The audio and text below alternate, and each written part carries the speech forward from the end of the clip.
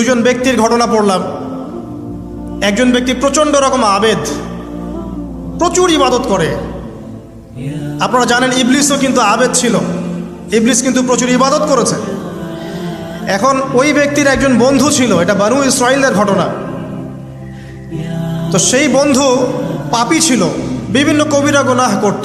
আর এই আবেদ ব্যক্তি বারবার তাকে নসিহত করত, গোনা ছেড়ে দাও, তুমি পাপ করছো, গোনা ছেড়ে দাও। তখন সেই ব্যক্তি যে পাপ করছে সে বলতো যে আল্লাহ কি তোমাকে আমার রক্ষক বানিয়েছেন? আল্লাহ কি তোমাকে আমার উপর দারোগা বানিয়েছেন? আমাকে আল্লাহর হাতে ছেড়ে দাও, আমাকে নসিহত করতে শোনা। একদিন এই আবেদ ব্যক্তি তার বন্ধুকে একটা জঘন্য পাপ করতে দেখলো, এমন একটা পাপ যেটা দেখে তার মনে ধারণা আসলো এটা চরম জঘন্য একটা কাজ। তখন সে মুখ ফসকে বলে ফেলল যে আল্লাহ তোকে আর মাফ করবে না, আল্লাহ তোকে জান্নাত দিবে না। আল্লাহ রাব্বুল আলামিন মালাকুল মউতকে এই দুজনের কাছে পাঠালেন, দুজনের রূহকে কবজ করা হলো। এবার আল্লাহ পাক তার সামনে তাদেরকে উপস্থাপন করে বললেন যে তোমাকে আমার রহমত সম্পর্কে কে গ্যারান্টি দিয়েছে যে আমি কাউকে রহমত করব কি করব না? যাও, আমি তোমাকে জাহান্নামে পাঠালাম, ওই ব্যক্তি যে আমার রহমত প্রত্যাশা করেছে আমি তাকে জান্নাত দিয়ে দিলাম।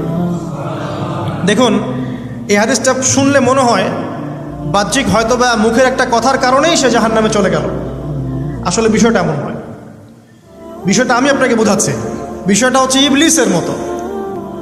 ইবলিস কিন্তু শুধু মন থেকেই বলেনি যে খলাকতানি মিন নার ওয়া খলাকতাহু মিন তিন, আমি কেন তাকে সেজদা করব আদমকে? আদম তো মাটির তৈরি আর আমি তো আগুনের তৈরি। এটা ইবলিসের শুধু মৌখিক স্টেটমেন্ট ছিল না, হয়েছিল অহংকার প্রদর্শন করেছিল ভিতর থেকে। ইন্টারনালি সে অহংকারী ছিল, সে আন্ডার এস্টিমেট করে কথাটা বলেছে, শুধু মৌখিকভাবে বলে নাই। কিন্তু ঠিক এই ব্যক্তির ঘটনা এমনই, সে মন থেকে অহংকারী হয়ে উঠেছিল, যদিও বা সে আবেদ ছিল। এখানে আমরা যারা প্র্যাকটিসিং মুসলিম হওয়ার চেষ্টা করছি আমাদের জন্য এখানে নিদর্শন আছে। অচত নামাজ পড়েই ভেবে বসবেন না যে অনেক কিছু করে ফেলছে, এক চিল্লা দিয়ে মনে করে ফেলবেন না যে দিনের জন্য অনেক কিছু করে ফেলছে। একটা হজ করেছেন, ওমরা করেছেন, সিয়াম রেখেছেন, দিনের জন্য দান সদকা করেছেন, একটা মাদ্রাসা মসজিদ করেছেন, ভেবে বসবেন না আপনি সব অনেক কিছু করে ফেলেছেন এবং অন্যরা সব ককরোচ তেলাপোকা, ওরা জাহান্নামে যাবে, এমনটা মনে করবেন। জানি না আমরা যে কার আমলের কতটুকু আল্লাহর কাছে কবুল হচ্ছে। তো এখানে এই ব্যক্তির সমস্যা ছিল এই, সে নিজের আমলটাকে অনেক ভারী মনে করছিল এবং সে স্টেটমেন্ট দিয়ে ফেললো যে তোকে আল্লাহ পাক মাফ করবে না। এই একটা কথা মন থেকে বলার কারণে তার ইহকাল পরকাল দুটা বরবাদ হয়ে গেল, সে জাহান্নামে চলে গেল।